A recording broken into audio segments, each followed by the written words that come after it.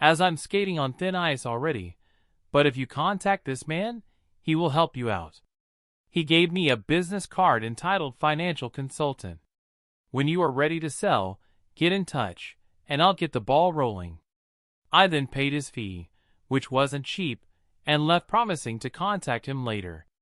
I did go and see him. His name is Guy. He listened as I told him my tale of woe. Okay, you're divorced and have a stamp collection worth millions, and you want the proceeds to disappear. Is that about right? That about sums it up. What can you do for me? Actually, it is easier than you might think, he said, then described everything to me. I left there feeling like a criminal trying to hide my money, but then again, that's exactly what I intended to do. After a year had passed, I divorced her for desertion, and 3 months later, I was free. Helen threw a happy divorce party in my honor. This time, she invited several single women at once. She told me to pick one, and at least date her to remind me what I was missing. I'd been celibate for over a year, and was looking forward to joining the dating game. It was an informal party, so slacks and an open shirt were the norm. Of course, casual to women meant their best party frock and makeup. You can't win.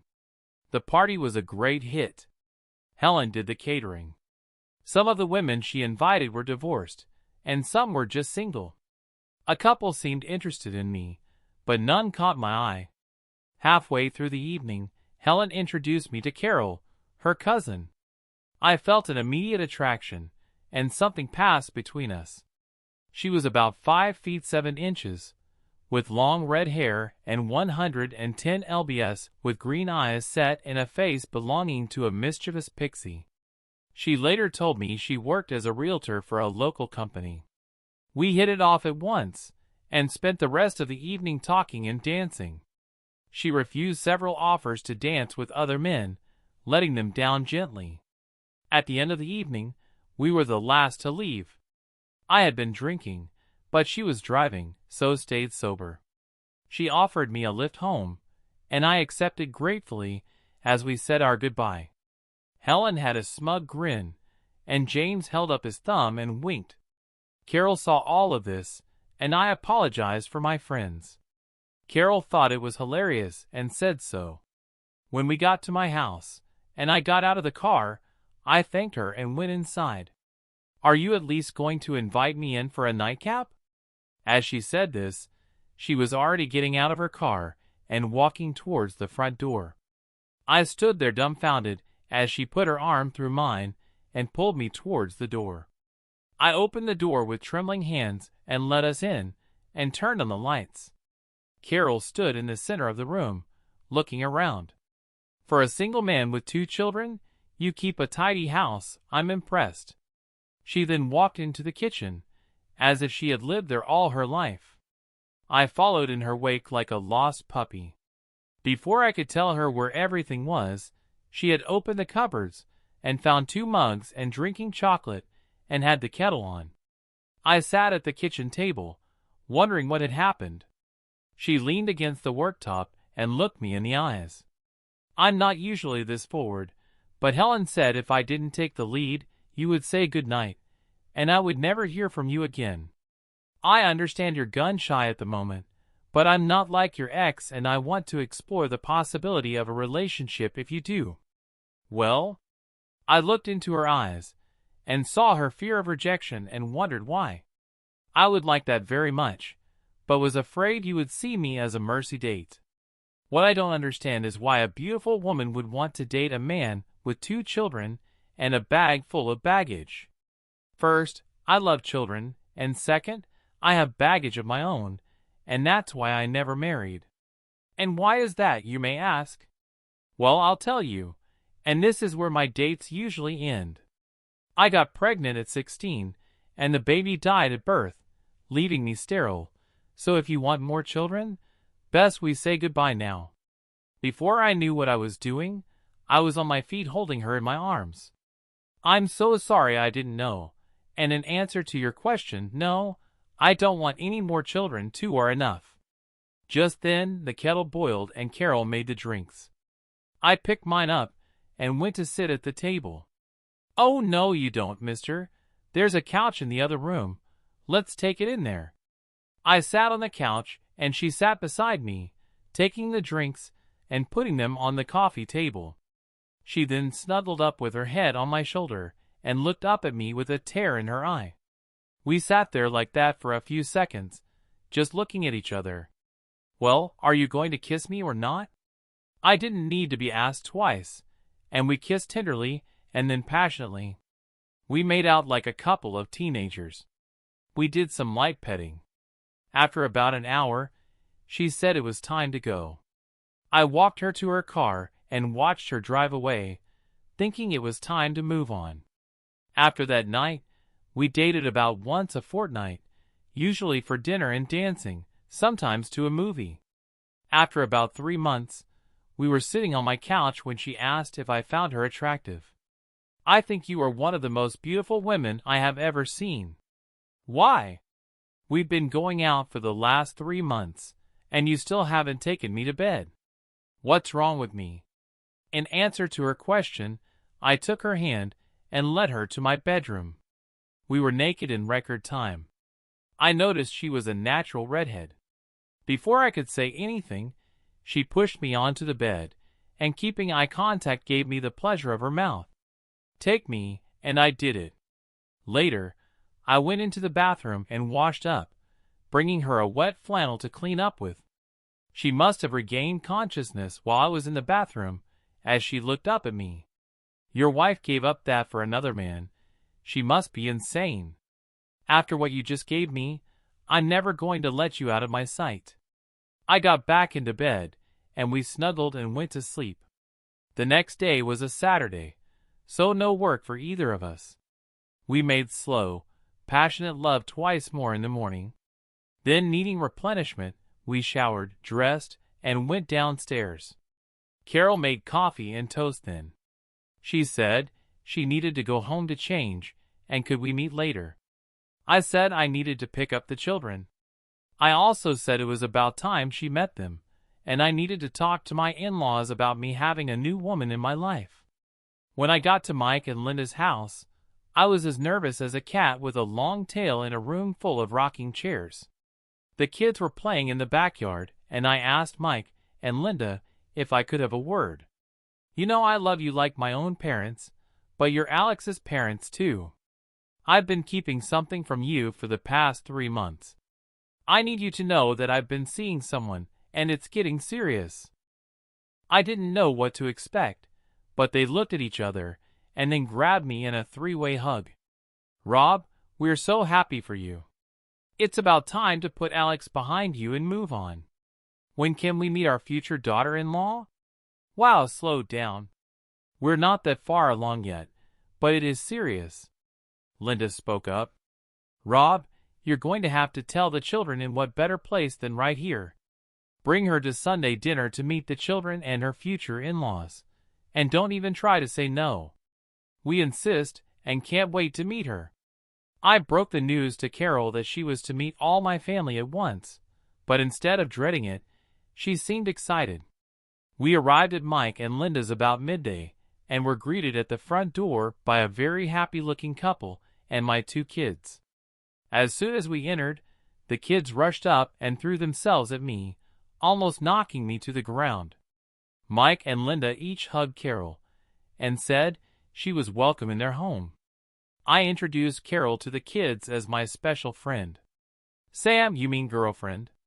"Well, she is a girl and she is my friend, so I suppose that's right." "Dad, I'm 12, not 5. I know the difference, and she is definitely your girlfriend, not a friend that's also a girl." I stood there not knowing what to say as Carol walked over to Sam, and they did a high five. Carol looked at me with a smug grin, as much as to say, "Well, deny it if you can." Mike and Linda were trying to suppress their laughter and failing miserably. Then Carl chimed in. "Does that mean you're going to be our new mommy?" I almost fainted when he said that, and looked at Carol in shock. She just laughed and said, "Well, answer him, and put us all out of our misery." I looked around for inspiration, but got none. I took a swallow and answered, "Well, the job's open if she wants it," and I then looked at Carol and she answered, "If that's a proposal, the answer is yes, and it took you long enough. I don't suppose you have a ring?" Linda spoke up, "Wait just a minute," and she went upstairs. Mike was smiling so hard his face must have hurt when Linda returned. She gave me a ring box and whispered it contained her grandmother's engagement ring. "Now, young man, do it properly." I went down on one knee and said, "Carol, would you do me the honor of becoming my wife?" And I held up the open ring box. Yes, and yes, 1,000 times yes, and we embraced, locking lips until Mike cleared his throat. "Well, now that's sorted, how about lunch?" Carol was looking at the ring on her finger and smiling when Linda said that it would do until she found something she liked. Carol looked shocked. "This is perfect. I love it already. May I keep this one?" Linda, "Of course, dear, if you really want to." I offered it to Alex, but she wanted something new. "I'm so glad you like it. Now you're officially a member of the family. We not only have a son, but a daughter too." The kids took to her like a fish to water. It was all I could do to get her attention. We all sat down to dinner, and Carol helped with the clearing up while Dad and I sat on the porch with drinks. "Son, she seemed like a real nice girl, Linda, and I are so happy for you and the kids, so tell me about her." And I did from our first meeting up to today. When I went back inside, Carol was nowhere to be seen, and when Mom saw me looking, she said to try Carl's room. I went upstairs and found them all playing on his Xbox. Sam was cheering Carol on as she and Carl raced around a pretend landscape. I decided not to interrupt their bonding and went back downstairs. Mom came over to me, "Son, I think she will work out just fine. The kids love her already, and so do we." She gave me a squeeze and walked away. I had come here dreading introducing her to the family, and they had taken over. I came here as a single parent and left engaged to a beautiful woman. My life had changed in a matter of hours, and I was still playing catch-up. Carol insisted I drop her off at her apartment so that the kids and I could discuss what had happened. When we got home, it was nearly their bedtime, so I told them to get ready for bed. Then I wanted to talk to them. "Okay, guys, what did you think of Carol? I want the truth even if it hurts me." Sam: "Dad, I think she's great. She feels more like a big sister than my future mom. Did she tell you she's taking me shopping next Saturday for some new clothes?" "That sounds like fun, but remember, don't take advantage of her generosity, okay?" Carl: "Dad, she's the best. She even beat me at my own game on Mario. When is she moving in?" "Slow down, Tiger. We're not married yet." "Oh, Dad, get real. We're not stupid, you know. We see it all the time at school. Divorced parents living with their boy girlfriends." This was from Sam while rolling her eyes, as Carl covered his mouth trying not to laugh. Well, that put me in my place, I'd been told. I thought it was high time they had a mother to keep them in check and teach them family values. I was okay with Carl, but Sam was a whole different ball game and needed a woman's touch full time. Even after Sam's comment Carol never slept over when the kids were there, it just didn't seem right. 6 months later we were married. It was a small ceremony with our small family and a few close friends. Mike took us to the airport for our honeymoon in London. The reason we chose London was first, we wanted to sample the English atmosphere, and second, there was a stamp auction on the third day. Yes, I had set it all up with Carol's approval. One other thing I should mention: when I told Carol about the stamp, she insisted we sign a prenup. She didn't want me worried about her taking me to the cleaners. God, I love that woman. We had a wonderful honeymoon and saw all the sights and did all the must-go-to places. Carol particularly liked Harry Potter World and the Tower of London. The auction had taken place the second week of our honeymoon, and I went to see Guy. He stood as I entered, and we shook hands. "Well, Mr. Price, how does it feel to be rich?" "I don't know yet. I never inquired how much they sold for." He looked at me, as if I had landed from outer space, and dropped back into his chair with his mouth open. My God, you can't be serious. My clients usually know how much they made to the last penny. You really don't know? No, haven't a clue. Why don't you enlighten me? Okay, they were sold as separate items, and after expenses including mine, you are now worth in excess of 9 million British pounds, which equates to about 11.5 million US dollars. It was my turn to drop into a chair open-mouthed. I couldn't get my head around that sort of money. The kids were set for life. Any money problems were in the past, so I started laughing. What's so funny? I was just thinking, if Alex had waited, she could have had everything she wanted without selling her body. I then proceeded to fill Guy in on my situation, and he laughed too. He looked at me and said, "Karma's a fair, ain't it?" And we both started laughing again. Guy told me he had set up the numbered account and gave me the information to access the funds. He also gave me a folder with instructions on how to set up the transfers. Finally, he said I should open 2 separate bank accounts in my and Carol's name at different British banks, and he would deposit 9K into each one so that we could enjoy my windfall right away. I thanked him and said I would be in touch. When I told Carol I thought she would faint, I had to get her a glass of water. We had traveled with a suitcase each to stay within the allowed luggage weight. We returned with 4-wheeled suitcases. When we got home, everyone had at least a dozen presents to open, which they did to the sounds of squeals from the children. Over the next year, we moved to a better neighborhood and a bigger house with a pool. When people asked where I got the money, I said my uncle, whom I had never met, had died and left me a fortune as he had no other relatives. This seemed to satisfy everyone. I paid off Mike and Linda's mortgage and started to stash away small amounts in the bank as advised. We both kept our jobs as we felt we would get bored at home and spent little apart from exotic holidays with the kids. One day I was looking at my finances and got a shock. Even though I had spent some large amounts, I not only hadn't reduced the capital, I hadn't even managed to spend the interest. Occasionally I would think back to that holiday with Alex and would get angry. It wasn't because she left me, I was fine with that. It was the fact another man had taken her from me. He had done this several times with other couples and ruined countless lives. It occurred to me that before now, I didn't have the wherewithal to do anything about it. He was out of my league, and I couldn't hurt him. I decided I wanted revenge for all the lives he had ruined, so I set about a plan of revenge. As an engineer, I was used to solving problems, so I set out a series of things I needed to do. 1. I needed to find him. 2. I needed to decide what sort of revenge to take. 3. I needed help to take my revenge. 4. I would have to work through a third party. 5. He couldn't know it was me taking revenge, or he would come after me with all his money. 1.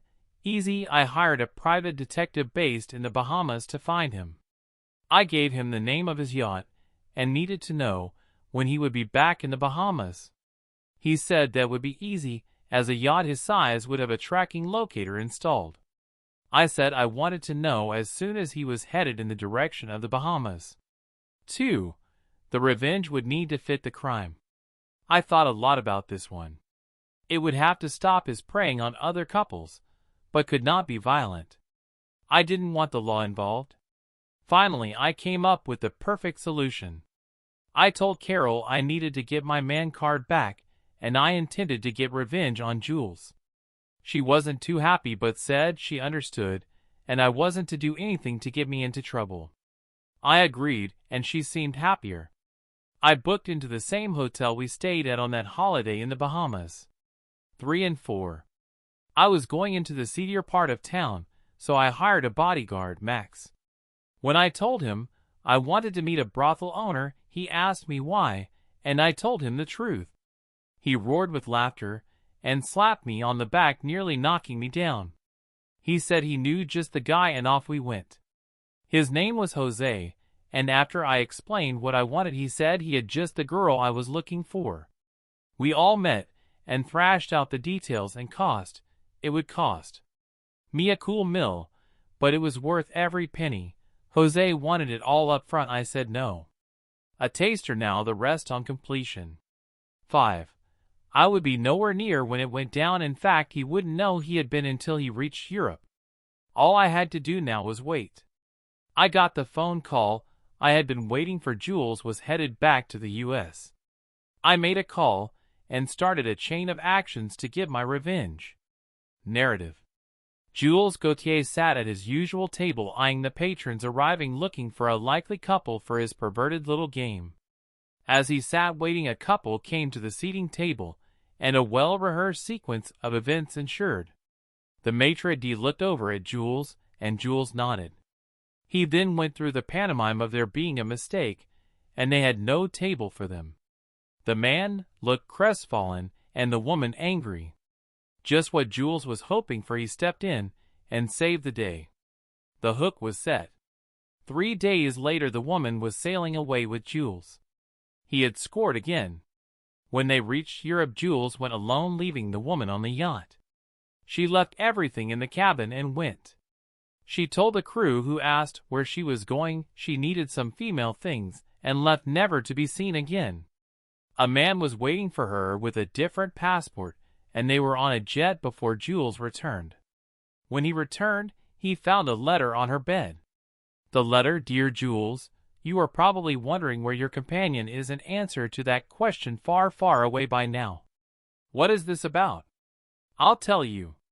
A few years ago, I took my wife on holiday, and you took her away from me while pretending to be a friend. This is my revenge. You couldn't resist Helen, not her real name. And when she walked into that restaurant with he, I hope you reflect on your choices and the consequences that follow. What goes around comes around, and now it's your turn to face the outcome. All my worst wishes. End of narrative.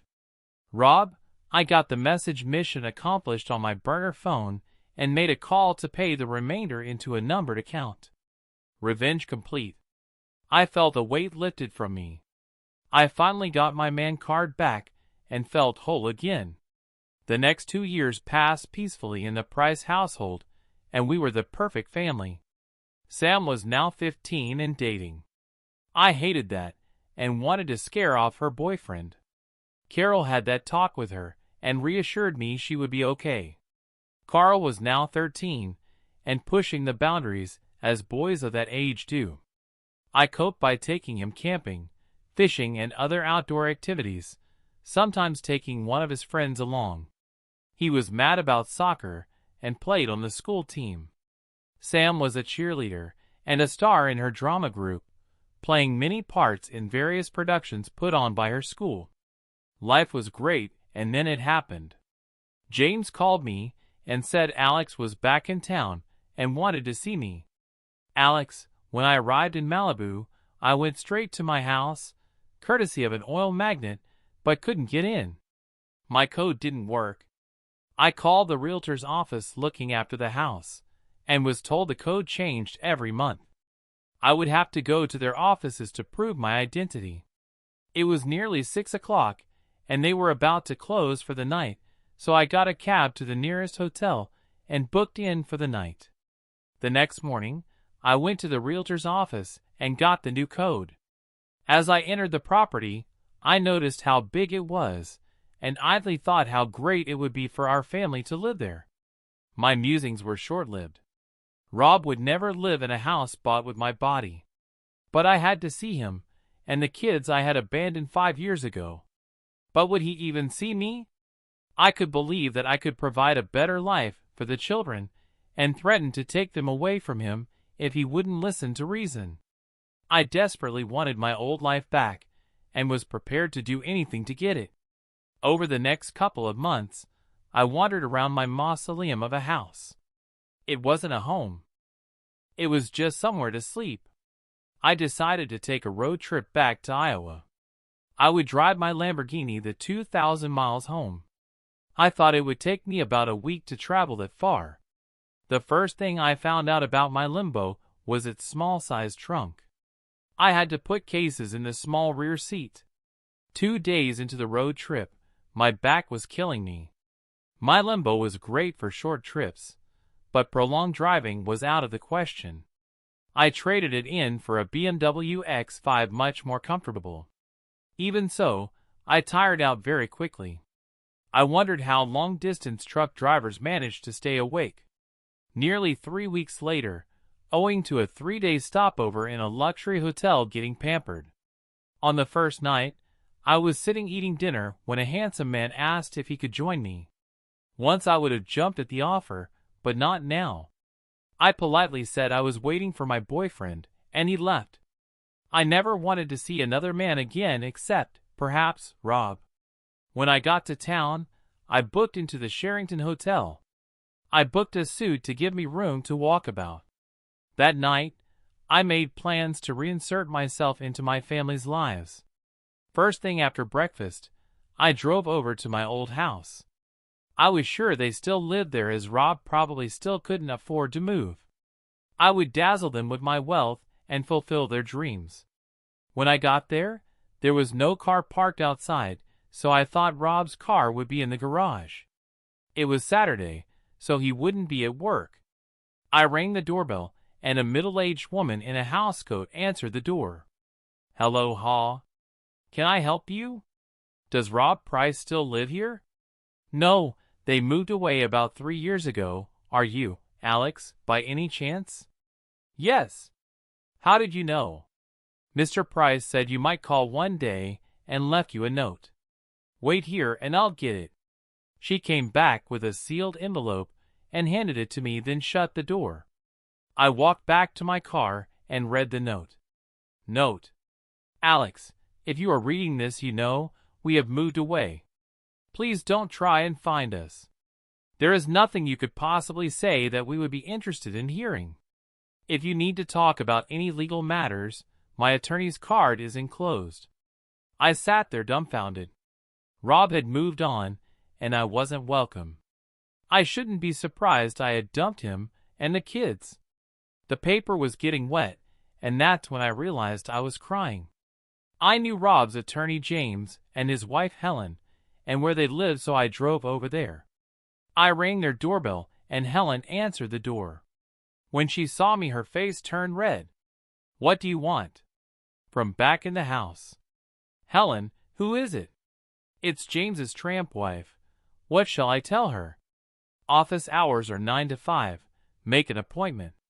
"You heard him, now get off." And just like that, I'd been dismissed. I then drove over to my parents' house to make sure I could talk them into giving me Rob's new address. I rang the bell and waited. Just a minute.